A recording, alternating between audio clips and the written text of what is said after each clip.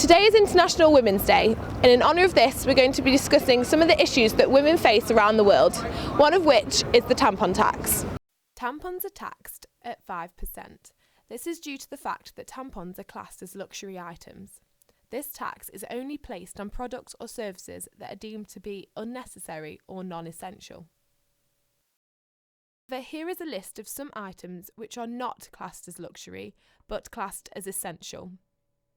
Crocodile meat, flapjacks, helicopters, edible cake decorations, and Jaffa cakes.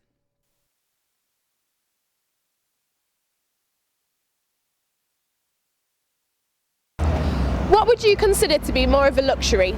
Tampons or Jaffa cakes? We've asked the people of Newcastle what they think. Well, it's ridiculous because it's like you wouldn't class like tissues or toilet paper as a luxury item, so it's exactly the same thing. It's just extortionate, trying to make money off women. Sexism really, basically it's sexism when it's wrong. No, it's ridiculous. It's a ridiculous tax. I don't agree with it whatsoever. Is there a tampon tax in the first place? The tampon tax first came about in the 70s. It began when the UK government signed up to be a part of the European Union, or the EU.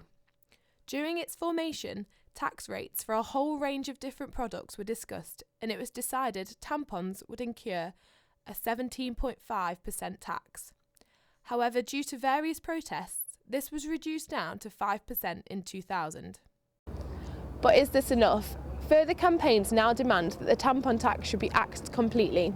Karen Ross has started her own petition online to see the end of the tampon tax. If we think about the tax on tampons at all, then the zero-rated goods are those which are seen as essential.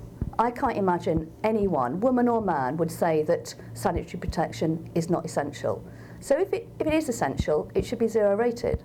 So it doesn't make any sense to simply say, well, it's 5%, and that's come down from 17.5%. Yeah, it has come down, and that's brilliant, but it should never have been taxed in the first place, would be my argument, because it is an essential item, and women aren't going to be free bleeding all over the place. It's not the same as all the other things where you could see, as you well know, things like Jaffa cakes or cakes generally.